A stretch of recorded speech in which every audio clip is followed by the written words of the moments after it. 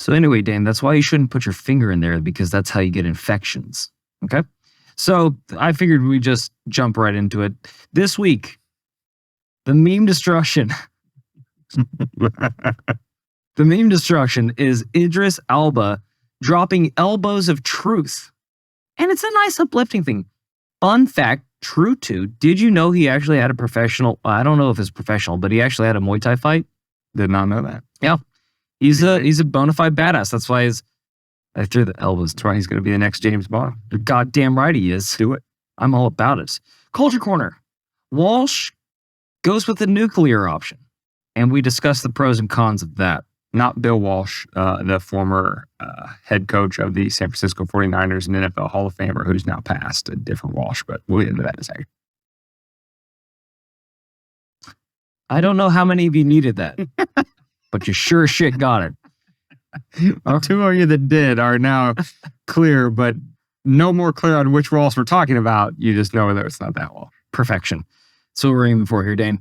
All right. And then Epstein didn't kill himself. Bass kicks the scientific and healthcare community's ass.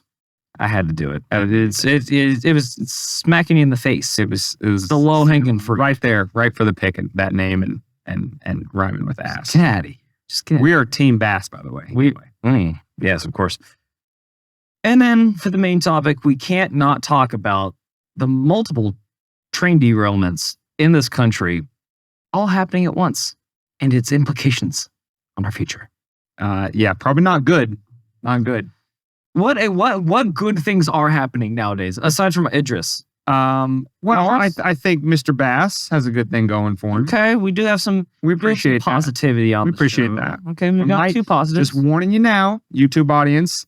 Don't know exactly how that conversation is going to develop, but it may need to be blocked out on YouTube. So, I'll give you the instruction to do that on the other side of the jump in. But just throwing it out there, it is the no-nos topic. So, I thought you were talking about the culture corner topic. No, I think we won't get canceled off YouTube for that. I thought that was a spicy one, but here we are talking about the thing that shouldn't be spicy, but it super is. As it remains to be 2 + 3 years later. Anywho, 2 + 2 is Martich. Anyway, I'm ready to go when you are. I'm ready. Let's do this.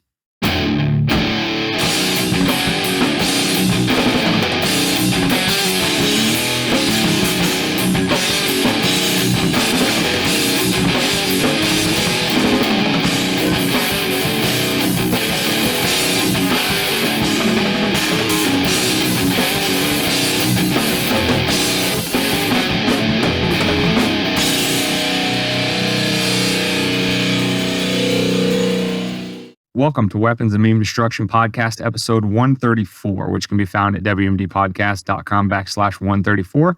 You can get the podcast audio only on any podcast catcher. Just search Weapons of Meme Destruction. You can get the video on YouTube, Rumble, Odyssey. As I said in the lead-in, we may have to blank out the Epstein segment because it is talking about the C-word topic. So if we do that... Not that C-word. Not that C-word. If we do that, go over to Rumble, go over to Odyssey. You'll be able to see that in its full uncensored glory, where we can actually talk like adults. You can also find and link up with the podcast, get in the comment section, get more of our content on other platforms like TikTok, Instagram, Twitter, Tribal. If you're on Tribal, I can't imagine any of our audience is voluntarily, other than being masochists. You can also link up with us on the members only Facebook page at $5 a month. You can find out how to support us there over at the website, wmdpodcast.com. You pay us $5 a month. We let you into the members only Facebook group. You get a jacket. You don't. And then you can also join us over on Float, which is the Facebook competitor. Most importantly of all, join that email list on the homepage, wmdpodcast.com. That way you can always stay in contact with us no matter which of your favorite platforms we get nuked off of, because it's any day now. We should get the nameless faceless video editor guy to put a little hyperlink for like the Rumble section that we block out on YouTube, so it's a little bit easier to find. Just thinking out loud. Pretty sure all of our links are in the description. Just in case it wasn't. YouTube. In case it wasn't, nameless faceless audio guy, get on that. so that the people can find our Rumble page relatively easily. And with that being said, we're not really destroying a meme today. We're celebrating it. We're celebrating. You know, even though the name of this podcast is Weapons of Meme Destruction, I think we talked about this in one of the very early episodes, may have been episode 0 or episode 1, that yes, we do want to destroy memes of old and of new because they're constantly being made every single day. But we don't just want to destroy the bad memes. We want to uplift, celebrate, and magnify the good memes. And today we have a good meme from famous actor. David is much, much better remembering movie titles than I, so he might be able to hit you with some. I remember some big movies. Yes, he was in The Office. Yeah. But I know I've seen him in movies many times before. Deadshot. I just can't remember the name. Suicide Squad. I believe he replaced. Maybe. But Forgot the name. I'll let David sit over there and mull over some names here for a second. He might be the next Bond. Yeah, that'd be cool. So anyway, the actor is Idris Elba, ELBA. And if we are mispronouncing the first name, we apologize. I don't know if it's Idris or Idris, but I think it's Idris. Idris? Idris, maybe? I think it's Idris. It could be. Either way, we have a comment from him, and what you'll see right here, Nameless Faceless Guy is putting up, is a tweet from the publication Variety, which just reproduced his quote. And you can find his quote in longer detail in other places. But the important part of the quote is captured in this Twitter post from Variety. And so we just want to read it to you real quick. Idris has this to say, quote, "As humans, we are obsessed with race, and that obsession can really hinder people's growth. I stopped describing myself as a black actor when I realized it put me in a box. We've got to grow. Our skin is no more than that. It's just skin." Rant over. It's just skin, Stephen. And I forget what exactly was the question to Mr. Elba that prompted this response. And like I said, we'll try to remember to put in the show notes page or in the description under these videos, link to an article that puts that statement into more context. But basically, you get out of that statement exactly what he's saying is that he's more than just a black actor. He is an actor. He is a highly accomplished actor. Even though David and I are failing at our jobs of naming all of his catalog of movies that he's been in and shows, you've seen him many, many times before, and he's, again, a highly accomplished actor. You don't even get considered. He was in Thor. Maybe. I never see. No, again, I've never seen it. So he's like the guy at the gate. I don't know. Gotcha. Anyway, you don't even get considered for the role of James Bond unless you are a really good, high-profile A-list actor. And that's exactly what he is. And he has decided to take himself out of, in his words, the box of being just a black actor, and has put himself in the box where he rightfully belongs as an actor, a highly accomplished actor, a highly decorated actor, one that can put butts in seats, make the production company's movie, and bring enjoyment to fans. And that should be as far as it goes. And good on him for at least trying to break through in a very, I don't know if you remember, I think it was Piers Morgan a few years ago where Morgan Freeman was being interviewed. And Morgan Freeman, Piers asked him. Piers. It was the Jewish guy, because he says it. He asked the guy, like, how do we get rid of racism? And Morgan Freeman says, stop talking about it. Yeah, right. That's the quote. And that's kind of the same line that Elba's taken. And so, that is a meme that we would like to grow larger and larger. We would like people to look at each other in the context of what are their accomplishments? What have they achieved in their life that is of note?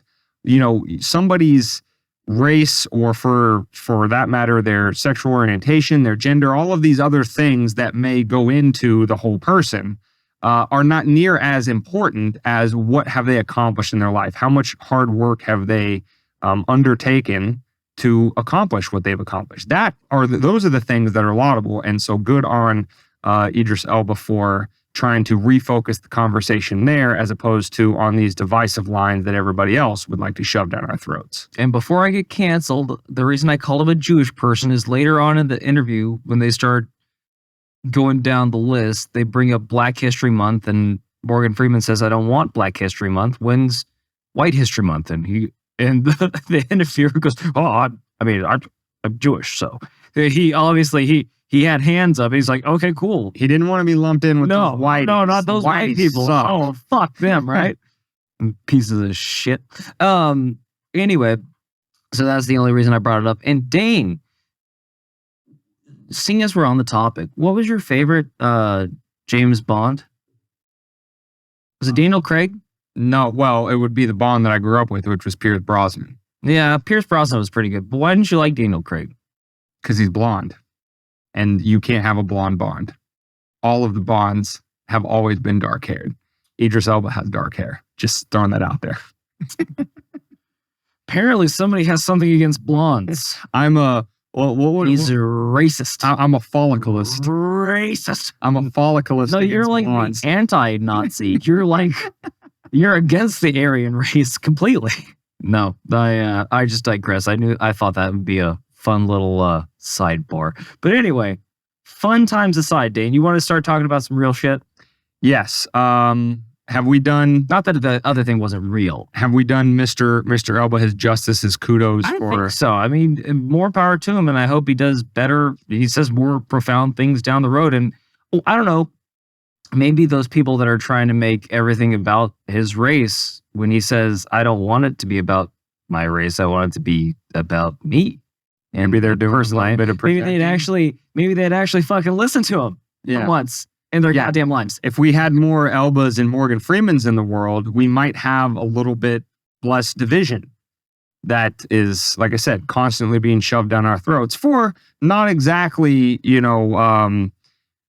equality and fairness and all things holy motives. I would suggest to you that those that are pushing those narratives more and more are the ones that are actually dividing, and intentionally so, dividing society, and that if we had a little bit more rhetoric like this, breaking through that white noise of crap that everybody is pushing out there, maybe we could start seeing each other as individuals a little bit Humans, more, respecting each other for our humanity as opposed to all these other ancillary factors that make us unique individuals. Maybe that would be something the world would need a little bit more of, and we would be at each other's throats a little bit less. I don't know.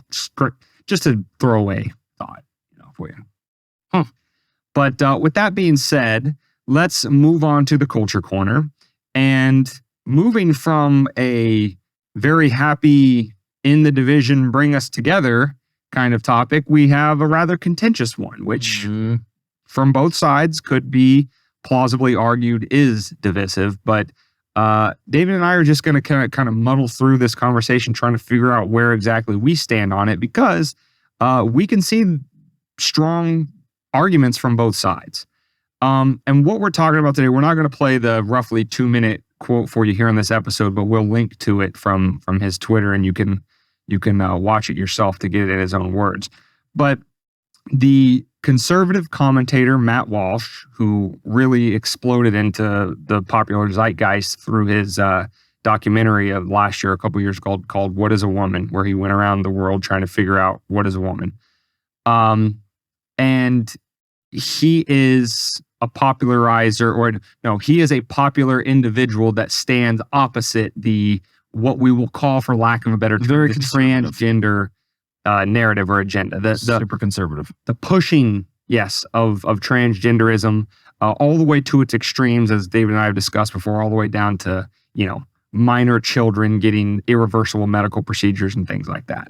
So Matt Walsh was responding to, in this clip that you'll see in the show notes or the description, was responding to a TikTok from Dylan Mulvaney. And for those of you who don't know who Dylan Mulvaney is, that is a male to female transgender individual who, I believe, at what prompted Mulvaney's TikTok that Walsh was responding to, was he had recently gone through plastic surgery, facial feminization.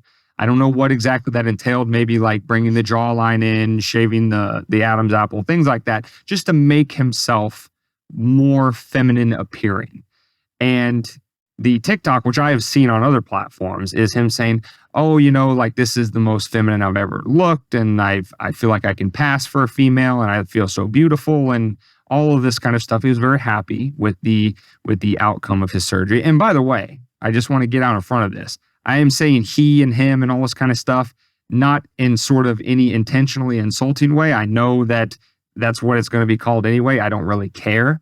I am calling reality for what it is, that biological males are males and biological females are females. Oh, there we go. I'm not intentionally the podcast calling him and he and all this kind of stuff to be gratuitously rude to Mr. Mulvaney. I'm just calling reality for what it is, right? So let's just set that aside for a second. Anyway, Walsh he took it personal, David. Would you say? Is that the direction he took his critique of Mulvaney? He's been fighting this fight for so long that I don't think that he's become a hammer, and the whole world looks like a nail when you're a hammer. And I don't think that he's been in it so long that he can't assuage himself from having a debate with somebody who's a professor at some fucking university espousing this thing that he's attached to, that he can't define what a woman is, but a woman is a woman, and you can say that you're a woman. Anyway, I digress. My point is that he might have seen a little red. He might just see red whenever he sees something like this. So he did go a little hard. He went really hard, and we'll discuss the intricacies about this too afterwards. But I also have one opinion before we get into the nuts and bolts of this. When you put, just as a disclaimer to anybody watching or listening, when you put your opinions or your thoughts or a picture or whatever the fuck you put on the internet, you are signing an unsignable, an agreed upon contract. There's no contract to sign, but it's a handshake. You're putting yourself out there into the ether, and you are not bound by law to only have positive feedback given back to you. Right. You are putting yourself out there, and people will be able to look at you and espouse their opinion. And guess what? The interwebs can be pretty fucking dark. So I doubt this is even the worst thing that was his rant alone. It might have been child's play to what some other people might have said in the comment section to what that is. So all that being said, if you don't want to have a media backlash over something you post, don't post it. If you have even the inkling that says, does somebody really need to see that I'm drinking a fucking Starbucks that everyone else drinks? Do I really need to take a picture of this? Just that one moment of hesitation will save you a lot of heartache down the road. I can tell you that much right now. You should know. Take it from us. We get plenty of comments anyway. So I think we can say about this whole topic as abstractly as possible that I think everybody would agree, both the pro Matt Walsh side and the anti Matt Walsh side, is that he definitely took his critique of Mulvaney personal. Again, Walsh is kind of out there speaking out against the transgender movement agenda, whatever you want to call it, transgenderism. He's speaking out of it largely as a movement in abstract terms, but in this instance, he made it personal. Basically saying, Mulvaney, you do not pass as a female. You will never be a female. You have taken all of the best parts of masculinity away from yourself, but you have acquired none of the best parts of femininity to yourself. That kind of thing. He went personal with it. Now, I want to step aside from the left versus right paradigm a little bit, in the sense that I'm not going to say that was good or bad or whatever, but there is a bit of a debate brewing in more conservative libertarian circles about whether Matt Walsh's tactics were the best idea. Because let's be honest, since David and I have been talking about all the way since episode 3, the cultural hegemony lies strongly in the grip of the left, right? They own all of the established institution. They own most of the mass media. They own the higher intellectual spheres in most of major universities, politically, socially, culturally, everything. I think most people would agree that up to this point, up until very recently, when the tide has maybe shifted a little bit, that the culture wars are being substantially won in many regards by the left. So the question is for libertarians and conservatives that want to kind of break through that, if not to balance the playing field, win the culture wars or whatever it may be, whatever an individual's definition of that is that tactics matter and how you reach out to other people matter. And that is largely the critique that Walsh has been getting from libertarians and conservatives. Been saying that, you're being gratuitously mean to Mulvaney and you're making it personal, and this is why conservatives lose the culture war. This is not very good for outreach, right? You're not going to bring in people who don't already agree with you, things like that. And although I think that those critiques are valid in some regards, there is something to be said for the other side. And so David and I are just going to do our best to present both sides of the argument and let you, the viewer listener, decide what you think about the discussion. So without further ado, what's your first take on it? Just gut. So the first thing that I'll say is that people are accusing Matt Walsh of being excessively angry for no reason. Like he came across as angry and mean.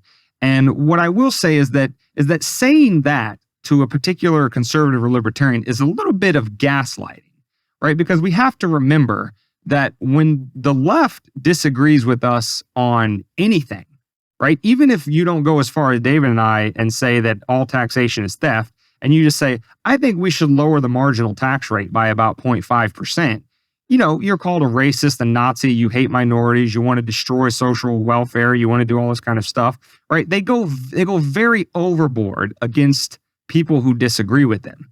So if you're in Matt Walsh's or any conservative libertarian position, and you've spent years or decades being called a bigot, obviously racism wouldn't play into Nazi, transgenderism, Nazi, fascist. Yeah. So, communist is a good thing. I forgot about that.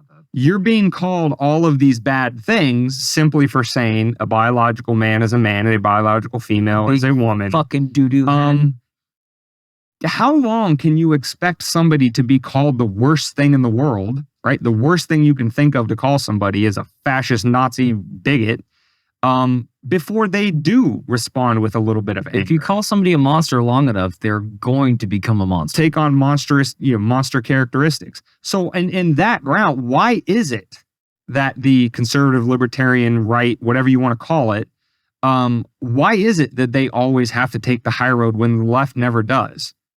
So I think it's a little bit short-sighted. It's a little unfair for conservative, libertarian people that are critical of Walsh's tactics here to say that, you should always take the high road when, again, years and years and years of treating people on the other side of the aisle with kid gloves has resulted in nothing but us continued to be ostracized and outcast and be called the worst people alive because we disagree with them.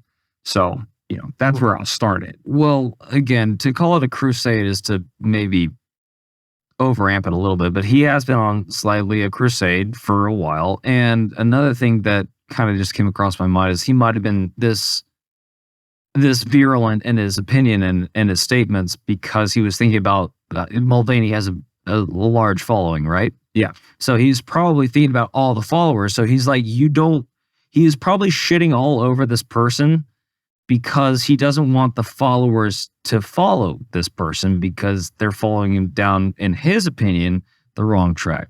Now, that being said, I do agree with what he's saying, and I feel like I agree with his position in general, but maybe not on this, but I feel like this is just like that one, everybody's been on a cart or a family trip that, so he's touching me. I'm not touching you. He's touching me. I'm not touching you. He's touching me. I'm not touching. Like, shut the fuck up.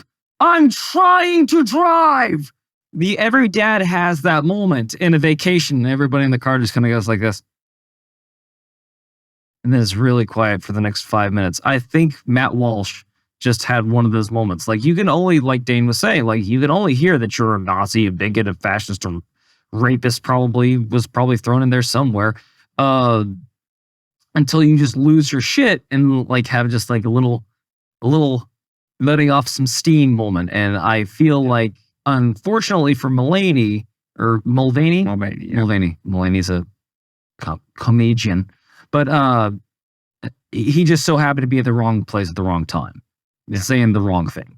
That being said, on the con for me, I feel like exactly what I was just hedging towards is that he went very individualistic with this particular attack, and that I don't think. Obviously, I have my own opinions on the subject that we won't breach because we're trying to keep this to a shorter time period that wouldn't take 5 hours to decompress. But I just think it was wrong place, wrong time, and he just got caught up in the maelstrom. Yeah, and that kind of leads into, I guess, the next arguments from both sides is on a very surface level, right? This is I wouldn't even call it a trope. It applies in many situations, but not universally, is the libertarian response of let consenting adults do whatever they want. When we've talked about the transgender agenda in the previous times, we've always said, yeah, if you're an adult, make whatever decision you want, quit forcing it on children. And although that has a superficial validity to it in this case, this stuff doesn't happen in a vacuum, right? First of all, this isn't punching down from Walsh to Mulvaney. I don't know the exact numbers of their followers on different platforms, but Mulvaney is big.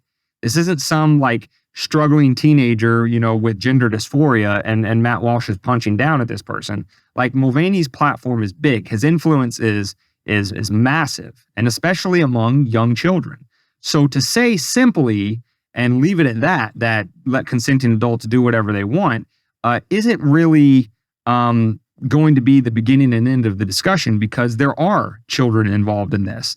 And, one thing to say is, if you are a child struggling with complex feelings about your gender and all that kind of stuff. Who hasn't? And you are always presented in popular culture with someone like Mulvaney and the people that cheer him on, is that, hey, if you switch your gender, it's going to be this great thing and only happy outcomes, and all of your problems will be fixed by doing this, right? And the other side, the objectors to it, always only ever say, let consenting adults do whatever they want, and they don't counterbalance the scales by getting maybe a little mean with it, like Walsh did, and say, no, this is bad, this isn't good, this is da-da-da-da-da, and you don't get the very strong popular opinion and the very strong negative opinion.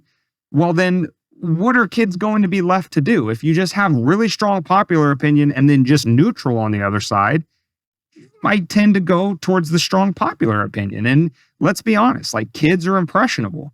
So there's that. But to David's point about Mulvaney being an individual, this is probably the strongest critique for me of him, is because we always talked about don't collectivize people. Human beings are individuals. They're not monolithic groups that you can just lump together and persecute. That's how atrocities happen. And so even if we have our misgivings about the transgender agenda, right, of forcing this sort of ideology on children, that's not, in my view, or at least not what I've seen, that's not what Mulvaney does. He talks about his own experience. He's a very happy, bubbly personality who's always nice to everybody he comes into contact with. And so he does look like a little bit of a victim because he's not a mean person, whereas in this case, Walsh may have been. But again, we can't just examine that in a vacuum and pretend that Mulvaney's portrayal of being a transgender individual is not potentially harmful to already confused minors to go in a life-altering direction that they may regret later.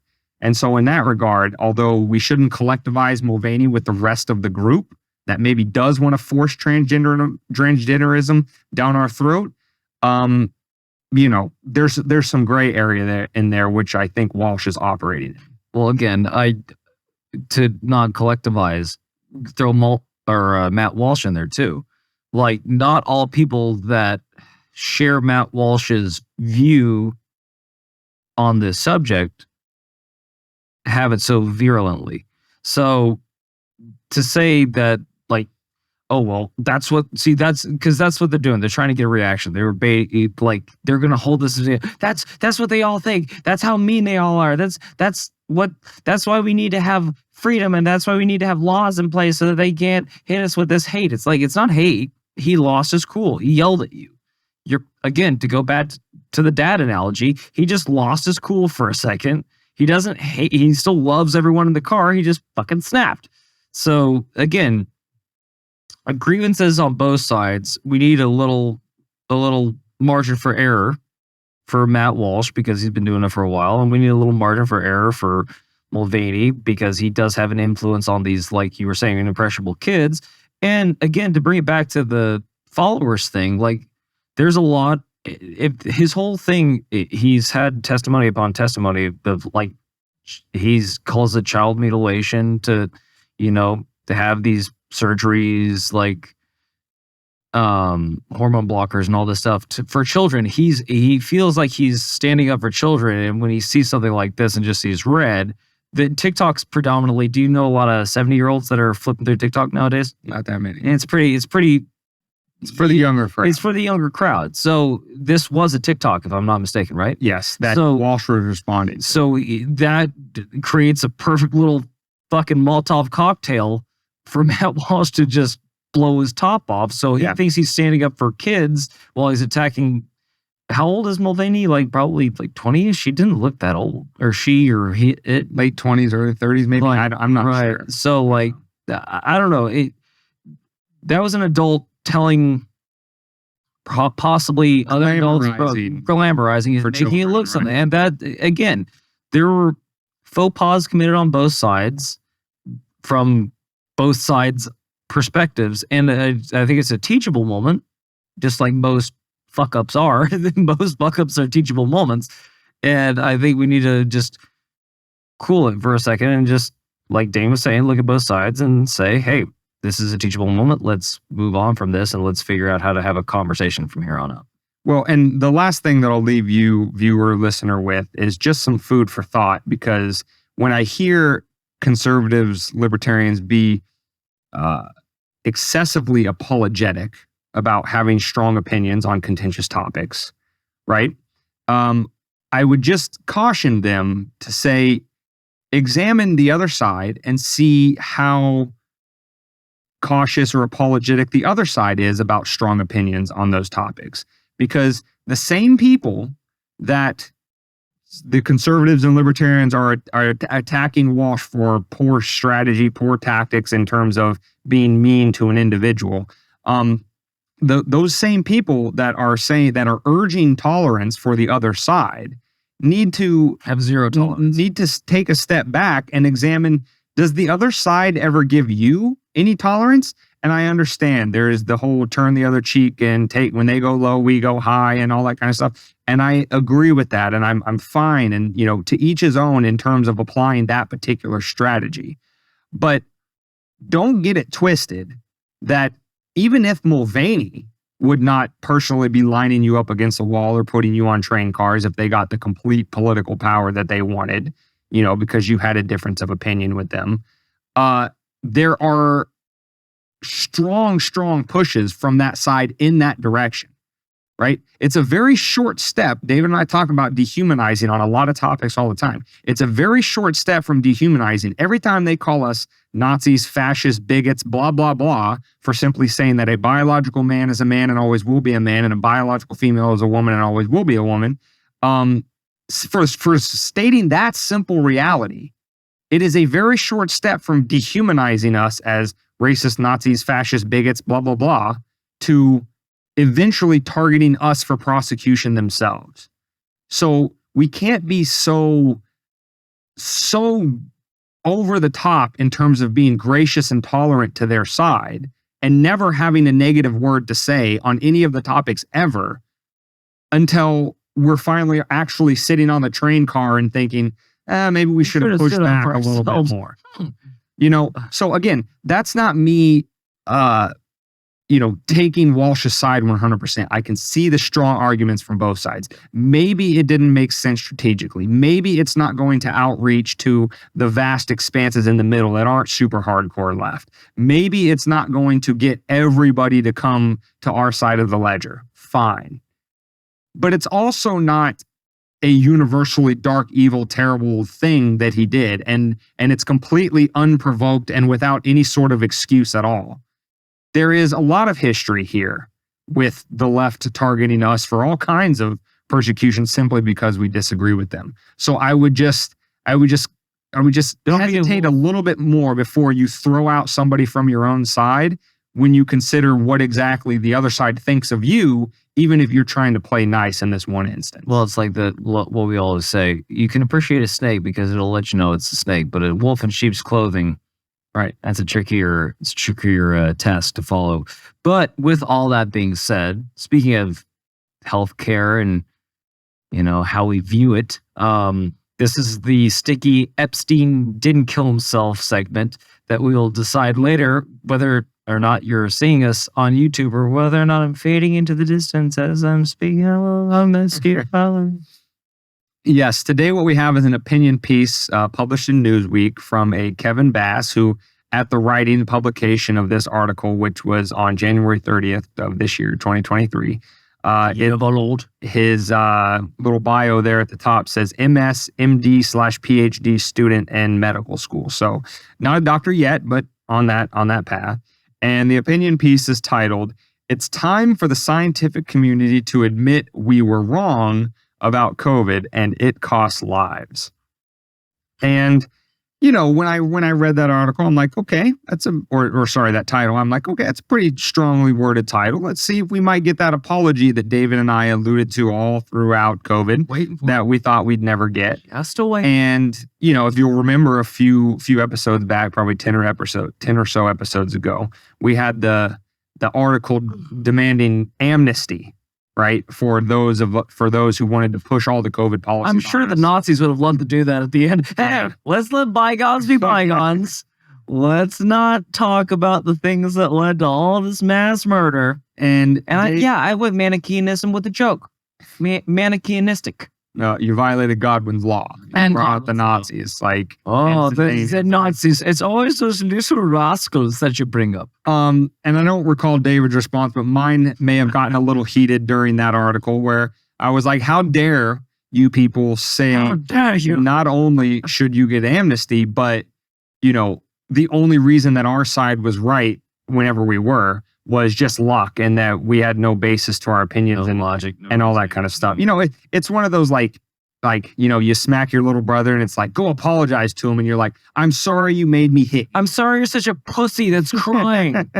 That mom heard you. I told you to shut up, that you're fine. It's going to be fine. And then all of a sudden you told on me. I'm sorry you're such a little bastard. And I'm going to hit you again when mom's not watching, by the way. That's exactly how the cultists will react if they let them off. That's exactly how humans act. But in more of a silver lining, cheerier note on the whole COVID topic, I want to give Kevin Bass and this opinion piece the full credit that it deserves, because I'm not going to say that he speaks for everybody in the COVID regime. I'm not going to collectivize his apology for it. I'm going to give him credit and him alone for it. And as we said all throughout COVID, if we ever did get an honest, sincere apology, we would be perfectly willing and ready to welcome you back into our good graces, for whatever that's worth to any of you, with open arms, because human beings do make mistakes. And although I can be very cynical about whether or not what people like Fauci and stuff were making in terms of them being mistakes, I think a lot of people, and Kevin Bass's tone in this opinion piece is the being swept up in the fear, the uncertainty of this new novel virus that none of us had ever heard of, can lead someone to some poor opinions that have negative consequences. But there's always room for grace and forgiveness. And Kevin Bass certainly deserves it. And so does anybody else who, like him at the time, supported a bunch of these COVID policies, but is now apologizing and is realizing the damage that was done, which, again, we were talking about all throughout COVID. May I approach the bench? Yes. Okay, I'm approaching. Here's my approach. Okay, I was just going to say, for interest of keeping this available on YouTube, can we call the 19 CC's Pizza so we don't say, we can say the word. You can say the word? We just can't make any claims about really trying to support safety, because I know they're really going through a tough time right now. Yeah. I will tell you this. If we read verbatim this opinion piece, just read it to the audience, we would be canceled. First of all, we would like that would get us nuked on YouTube. But so we're not going to go into all the things he said. We encourage you to go read the article for yourself because it is a great article, and this is exactly the type of person who deserves forgiveness. And I think there's a lot more than just him out there, but glass of wine. He gets the credit for being one of the first. Cozy up next to the fire and just read this wonderful piece. Yeah, it makes you feel real good and warm inside. Yeah, Dane. So without further ado, I am just going to read the first paragraph and nothing more because this just shows you about where he was during the time of COVID himself.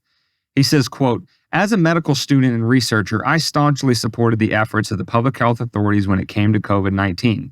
I believed that the authorities responded to the largest public health crisis of our lives with compassion, diligence, and scientific expertise. I was with them when they called for lockdowns, vaccines, and boosters. I was wrong. We in the scientific community were wrong, and it cost lives." His words, not ours. So that's what Kevin Bass had to say. And to really, I think most of you probably already know this, but I really want to, I can't be, generous enough with my praise of him because you got to understand where he is in his medical career, right? He's a medical student. He's just getting ready to go out into the world, hopefully, and get a job that hopefully pays high enough to pay him back for all of the student debt that he's going to, assuming he had, he didn't get a full ride. And he's doing this. He's going against the establishment. That is, in no uncertain terms, if I could think of a better, stronger word than courageous, I would use that to apply here because he is really putting his neck on the chopping block by writing something like this. Nameless, faceless guy. Can you look up the clip from Dodgeball where he blinds himself and it's Jason Bateman? He's like, apparently he's blinded himself. Yeah, he will not be able to see very well, Cotton. It's a bold strategy. Let's see if it pays off for him. Balls of steel. Yeah. To do that right before he's exiting to like, hey, you want to hire me? He's like, yeah, exactly. He's going to be on the next CDC tribunal or when you had highly accomplished with decades of experience doctors, for example, like McCullough, who was Dr. Peter McCullough, who was threatened with getting his license taken away as one of the most published authors in his field for having the quote unquote wrong opinion throughout this whole thing. When they're talking about taking away a license of a guy who's already been practicing in good standing in medicine for decades, and you're just going to be a fresh out of medical school student, like good luck. It's almost like a God bless you. Peppy upstart young podcast that is willing to go the places that they're not supposed to go to give you the truth and delve into the topics that even the podfather Joseph A. Rogan himself gets almost canceled for. I don't want to put words in your mouth, but courageous does come to mind.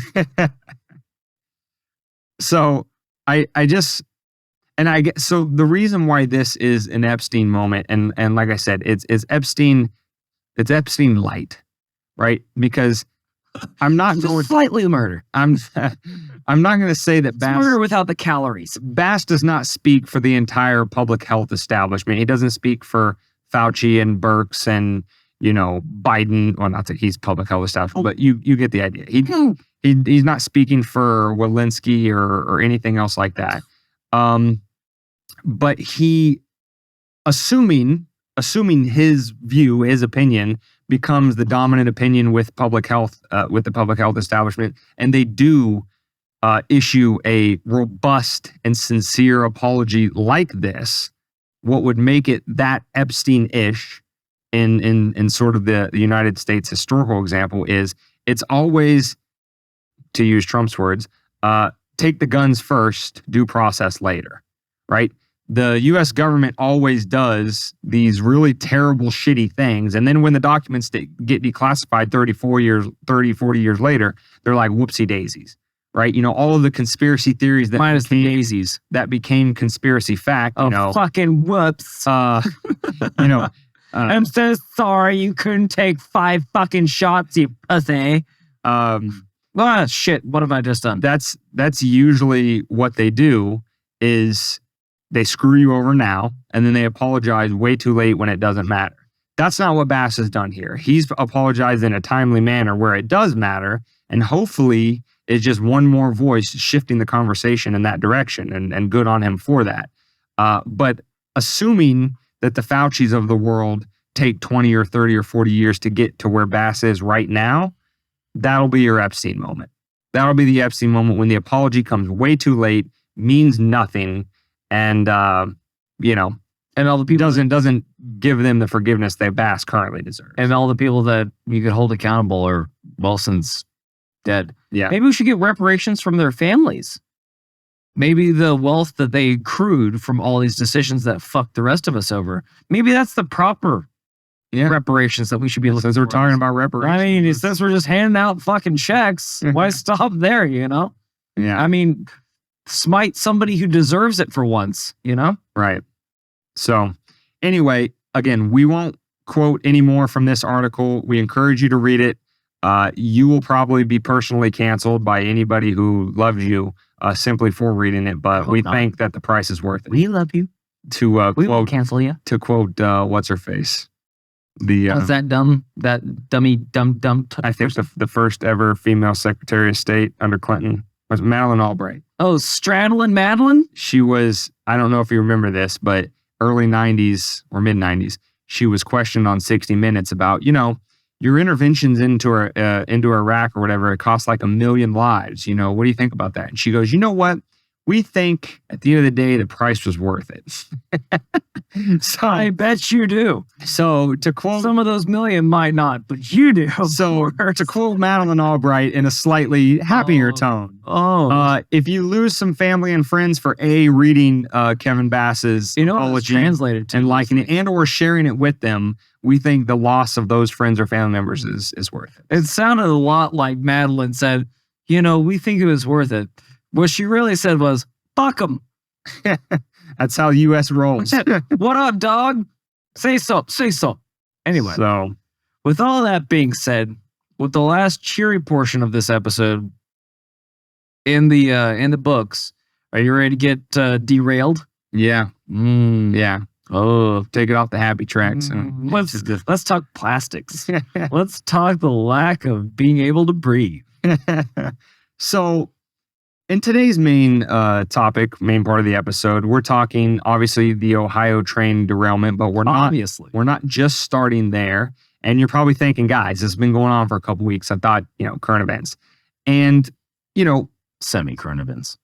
It was pushed to the back burner by other stories, but B, sometimes it's good to let current events kind of develop a little bit before you talk about them, because other things can happen that can either provide more context or strengthen your argument or whatever the case may be. But now we think is the time to talk about the Ohio train derailment. So very quick Cliff Notes version of what's going on up there. We had... By the way, wouldn't that be a smart thing for our government to adopt and our media to adopt too? Like, let's let it breathe for a second before we just start telling you what you should think. Yeah, before we rile everybody up to go at each other's necks. Right. Just an idea. Careless thought. So a couple weeks ago, early February 2023, there was a train that derailed in the area of East Palestine, Ohio, and it was carrying large quantities of vinyl chloride, which is a constituent part of plastic. And in their infinite wisdom, both the, I guess for lack of a better term, the managers of the train company that was carrying the cargo, Norfolk Southern, and in conjunction with the EPA and other government agencies, decided, well, I think what we're going to do is we're going to open up the valves and we're going to let all this stuff drain out into a canal and we're going to light it on fire. Perfect. There wasn't one person that said, oh, come on. We're going to... You're going to what? We're going to... How the fuck can we possibly say this shit out loud anymore?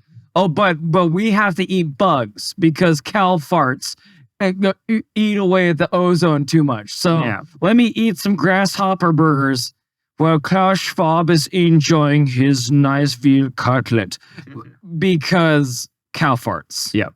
But this has nothing to do with the environment Now, listen, David and I's misgivings about this notwithstanding, first of all, we're not engineers. We weren't on the ground.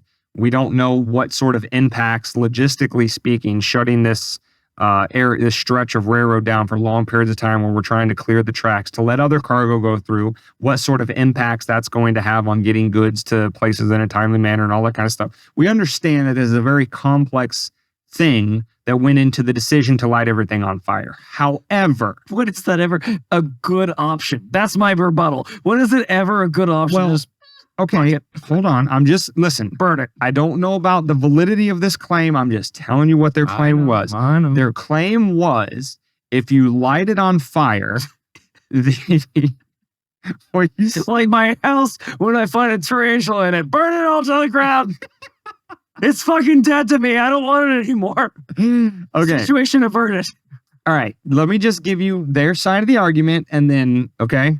So what I was reading at the time was, yes, this is a toxic substance and it should not come into contact with humans. However, if we burn it, the, I guess, more dangerous constituent parts of vinyl chloride are consumed in the fire and burned off such that humans will not be harmed. Versus if we leave it in its liquid form and it gets down into the water table, into the streams, all that kind of stuff, and human beings come into contact with it in its liquid form, they'll be very harmed. That was the argument. I don't know the validity of that argument. I don't know if taking it from its if taking it from its liquid form and putting it into the atmosphere in a large, quote unquote, controlled burn, I don't know if that is better or worse. I do know that post-burn, animals up to 100 miles away from the crash site are dying.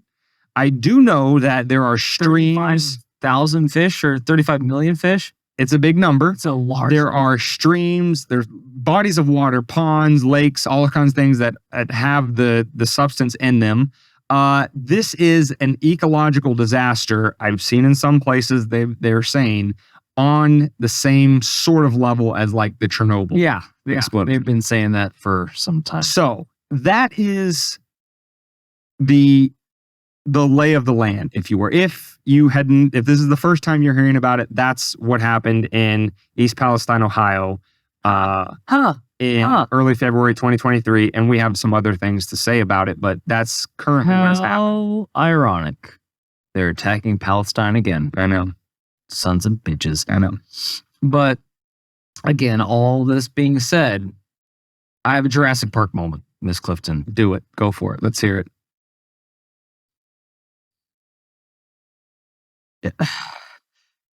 If it's so toxic in that form, the thing that they make plastic bags out of and shit, I'm assuming, the oil product that they're trying to burn off that is bad for you.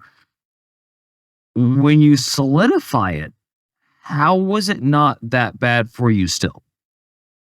Like, why? I guess my Jurassic Park capable of being my Jurassic Park moment is you were so concerned with making this product, you never stopped to ask whether you should make this product.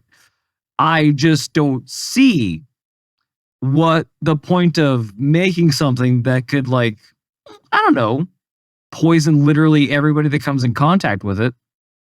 Why would we make it and then ship it out amongst the people? Like, shouldn't that have been in the Wuhan lab? If it's going to be used in the production process of plastic products, it's got to get to the factory somewhere. And then there goes my next question: is like, oh, if it's toxic in this form, then it's totally safe for you in this form. Am I to be led to believe that? I mean, the argument was you burn off basically the carcinogenic effects when you light it on fire. That's the argument. That's why they did. It worked out really well for those animals and fish, didn't it? And then, not so much. Lest we forget, and you might have had this in the topic, I might be jumping ahead, but this is a nice little segue. They told the people that evacuated that place that it's fine. You can go back. It's totally safe now. They're like, smells a little like chemicals. Tastes a little bit like, yeah, chemicals. Are you sure we should? We're the government. We know best. You guys go back. Right. We'll see in about 20 years when we have a late night commercial that comes on. Did you live in the Palestine area of this? You may be entitled to Oh yeah, you may be liable for compensation. Call Hector, Rick, and Morty at the. There's already been a class action lawsuit filed against Norfolk Southern. No. Yeah. Get the fuck out of here. Next thing you're going to tell me is that Pfizer has a fucking backlog of class action lawsuits. I know, right? Crazy. And then Moderna. And then.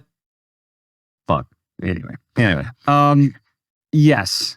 So here's the thing. The meme that's being created for the last couple weeks, the meme that is being created about this is, you see, this is why you can't trust big business. You can't trust Norfolk Southern because they're irresponsible. And then when they screw up, they're, constantly covering their tracks and doing bad shit and all that kind of stuff. Now, that meme is so infantile and so easy to destroy that I'm going to do it in about 30 seconds. First of all, Norfolk Southern's crash notwithstanding, the decision to light the whole thing on fire doesn't happen without government approval. So there you go, period, full stop. David's point about saying who's telling the people that are living there it's okay to stay, there's nothing wrong, you're not going to be harmed, blah, blah, blah. Who's the one saying that? The EPA, right? The government. Second thing is Norfolk Southern has spent decades, as a lot of big companies do, lobbying government for special favors to keep competitors out, et cetera, et cetera. So to any extent that Norfolk Southern grew to such a size that they would be getting contracts to transport stuff like this and then have negative things come about from it, and then have the government step in to basically protect them and flight cover for them by the EPA saying, hey, this is all safe and whatever, that's due to cronyism. And as we've said 1,000 times before, if the government has no power to sell, there is nothing for the most powerful corporation in the world to buy. So let's not pretend that Norfolk Southern has been operating in some Mad Max style free market where there's been no regulations on them and they're just getting off scot-free and all this kind of stuff. To any extent that they have protection from liability, to any extent that they have cut corners, to any extent that they are the bad actor in this situation at all. And don't get me wrong, they carry plenty of blame. But to any extent that they were able to magnify the amount of harm that they could cause and then get protection from that was aided by having a government that's powerful enough for them to buy the special favors from. So don't come at me about this whole situation and saying, oh, terrible, evil Norfolk Southern. This is just another example of failed capitalism and blah, blah, and blah, who blah, sets blah. regulations? When the number one polluting entity on this entire planet is the United States military. So again, as bad as it is, it can always be worse, and it's worse in direct proportionality to the amount of control government has over the situation. And whose job is it to set regulations? Yeah, government, which they do. Yeah. Interesting. And it's come out now that they hadn't adjusted Norfolk Southern's maintenance schedule and safety precautions since, I don't know, World War II, at least, if not before then. Interesting. So we had 1945-ish technology with bigger trains, more loads going across the country that should have been at least inspected, but we can't guarantee that it was inspected either because that might cost money. Yeah. Fuck, we don't want to cost money in a profit-driven society, in a profit-driven market. So we got to get through with the company load. Skip it.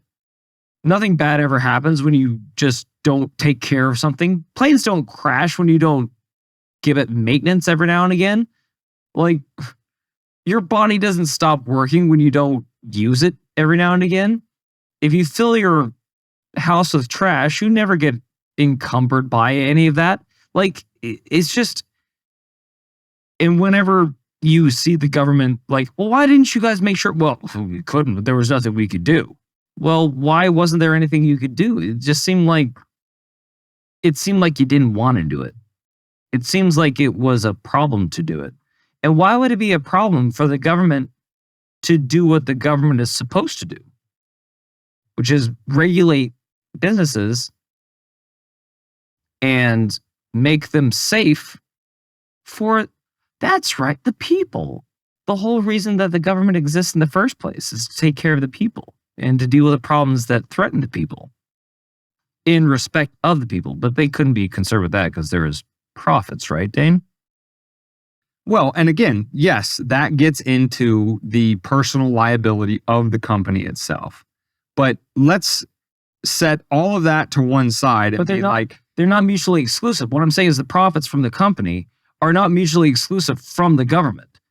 Profits for the company means benefit to the government because the government... well, taxes for the government, but also, lobbying money that goes to politicians that are supposedly regulating. This is the concept of regulatory capture we talked about. They're in bed together. Right. So they're not separate entities, but whenever something like this happens, they always make it seem like they're, I've never even heard of North or something. Right. And even if we grant everything up to the point of saying Norfolk Southern holds 80% of the blame, because I'm not sure about this particular railroad. I don't know if this railroad was privately owned, like if it was a Norfolk Southern track or privately owned and maintained by someone else, or if it was a public, railroad that just lacked the regular maintenance and stuff like that. But let's just say let's steel man the argument and skew as much blame to Norfolk Southern as possible. Let's say they were 100% responsible for the track. They were 100% responsible for their trains. They were 100% responsible for everything that led up to this accident, this crash, right? What's the recourse? Exactly what's already happened. The dust has not even settled. The vinyl chloride is not fully burned, and there's already a class action against Norfolk Southern. There is a legal mechanism where Norfolk Southern will be made to bear the consequences of their action from a financial perspective, right? So that's how a free market, a free society holds people accountable. And maybe if the penalty is big and bad enough, Norfolk Southern learns their lesson from that. Either they get driven out of business, they go bankrupt if the judgment is large enough, or B, they say, we can't really take too many more of those, so we're going to undertake the cost. We're going to dip into our profits a little bit to have better railroads, better trains, and make sure this doesn't happen again, yada, yada, yada. How does that happen? How are they held to account? By having a legal mechanism where people can bring a class action, bring a lawsuit, and hold them financially responsible. Can you do that to government? No, you cannot. It's called qualified immunity. It's the same thing we talk about in police brutality cases. The police don't get held accountable. Anytime the family members win a judgment, the only people that pay that are the taxpayers. So again, even if we say Norfolk Southern is 90% responsible for this and government's either lack of oversight or lying to the public about telling them it's safe is only 10% of the equation, you can get an essential 90% recovery from Norfolk Southern. You'll never get that other 10%. So to say that this is exclusively a free market capitalism failure, this is terrible, and if only government was stronger and more powerful and more involved, then this would have never happened. Well, first of all, in that utopia doesn't exist. Accidents are going to happen. The question is, what are the incentives to hold people accountable when accidents happen, especially when negligence is on the line? You always, and still to this day, have recourse against the private actors. You can drive Norfolk Southern straight into the fiscal ground if you want. You can sue them for everything they got. And if a jury of their peers sitting in Ohio says that they owe every single dime that, they're charged with, unless the judge writes it down, government actor, that company is out of business. You will never have that recourse against the government. So to be so naive as to say, well, this is just capitalism run amok, and to completely ignore the fact that the largest polluter on the entire planet is the United States military, and that its regulatory bodies like the EPA, et cetera, are completely captured agency for the interests of companies like Norfolk Southern, is really missing the forest for the trees. And that's the meme that needs to replace this other one of, well, if we just had more regulation, then this wouldn't have happened. That's just not true. Well, it's just not true. And then look at the fiscal budget. When was the last time that our budget was balanced? Never. And what is their answer? Well, we could have done a better job if we only had more money. We need to tax people more. Yep. They do it in every aspect of everything that they're involved in. Like, they're never culpable. They're never accountable. And when shit inevitably goes wrong, they've got what whatever legalese term Dane was saying. What is that called again? Which one? For the government, plausible deniability or whatever. Qualified immunity. Qualified immunity. So like they have qualified immunity in whatever so they literally can never fuck up. And as we know from our if they do, and it's an argument for more resources. Right. Well, the only reason they're incentivized to fuck up. But which tracks back to our grandfather, which tracks back to the whole king caboodle of this whole podcast starting. It's like they've never admitted they were wrong. They'll never have to admit that they are wrong, and they'll never be held accountable for the things that they did wrong. Kind of like right now when they're just ripping off, Nancy Pelosi's out earning every major hedge fund, and she's not the only one. There's people on both sides. We, as a population, we know that the government is corrupt, and we're just like, well, what can you do? It's like, you got to figure something out. You got to hold them accountable eventually. You got to vote them out. You got to do something. If you see the trains going off the tracks, going off the cliff, like that analogy. Yeah. It's your fault if you stay on the train and don't jump off. So if this country does fail, which I don't want to pro con it, I don't want to bet on it, it's our fault. It's our fault for not holding them accountable. It's our fault for not caring. It's our fault for letting it happen. Through and throughout. You are accountable as an American. You have to be accountable for America as an American. That's the best way to do it. And if this latest 2023, 2022 report card looks like a straight DF soup. Like they forgot all the A's and B's and C's. Yeah. And so, if you're blaming the company to the exclusion of this other massive elephant in the room that is government, you are not only missing the most important and critical puzzle piece to the entire puzzle, but I have to question the sincerity of your concern about the situation in particular. Especially when we consider that this isn't, and again, part of the reason for the delay, not that we knew this was going to happen, but as, unfortunately it did, in terms of our delay of covering this. Since the Ohio train wreck, we have had also train derailments in South Carolina and Texas over the last couple of weeks. Just up the road from where we live in Kissimmee, Florida, there was a 5-acre facility apparently filled to the gills with those little plastic pots that you put plants in. Try saying that 5 times fast. Plastic pots that you put pans in. Plastic planting pots. Plastic plants. Plastic. That is orange. Lit on fire. Again, so vinyl chloride is a constituent. Will masks work? Because we got a couple of them. Yeah. Vinyl chloride is a constituent part of plastic. Again, I don't know what sort of ecological disaster is going on in Kissimmee, Florida currently, but I will say that between train derailments and plastic facilities going up in flames and all of this other kind of stuff, all happening around the country within a couple weeks of each other, I gotta say, if it were not, if these were all the results of foreign actors, we would never hear the end of the fact that we were being attacked by terrorists in some systematic way. But since that's not the claim, these news stories are relatively unreported on. I mean, I don't think I've seen the Ohio train derailment on the CNN, top news articles once in these last 2 weeks. It's like it's not even happening.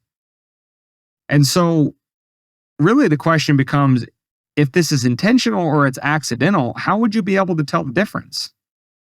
And is asking that question more concerning?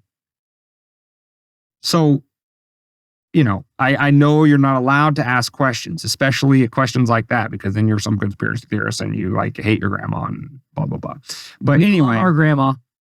Think about it. Think about that, have that conversation with friends and family. I don't know what else to say about it. I just know that this meme that it's purely private enterprise and that's what needs to go and all that kind of stuff is is hopelessly myopic, and that if we broaden the discussion and focus it on the true bad actors in this whole situation, we would focus on, yes, the decision makers in the private company, but also the nature of their bed buddy relationships with the politicians and bureaucrats that are supposed to be allegedly regulating them. So since that's not happening, I don't see any end to this stuff in sight. But as long as you are more informed about the whole picture, the less you'll fall for these bullshit articles that try to say, oh, well, if we just had more government, then things would be better. We would be living in utopia. Well, I think it is apropos to end with a quote from V for Vendetta. It says, "There's no such thing as coincidence, only the illusion of coincidence." And that goes doubly for the government. Now, Dane, with this salty, sweet treat of an episode, where could they find this podcast? You can find this episode at wdpodcast.com/134. You can get the audio only on any podcast catcher. Just search Weapons of Meme Destruction. You can get the video on YouTube, Rumble, Odyssey. I think this one should be good to stay in full contact on, fully intact on YouTube. So I think Nameless Faceless Guy, we'll leave that. We won't cut out the Epstein segment. Number 2. You can also link up with us on Twitter, TikTok, Instagram, Facebook only members page. You can find us on Float. You can find us on Tribal. And most importantly of all, join that email list at wdpodcast.com. That's how you stay in contact with us no matter what. And I have been derelict in my duty of reminding you all, so I'm not going to forget this time, is down in the description, the links under these videos, you can find the link to our merch store. So if you want to get a shirt, get a coffee mug, get a shower curtain, get all kinds of crazy stuff that Nameless Faceless Video Guy thinks that you all want to buy. Funny little clips from David, things with our logo, things like that. Just ways to support the show. Click that link below, buy some merch, help you boys out. And with that being said, we'll see you next week on episode 135. As always, guys, stay safe, but more importantly, stay free.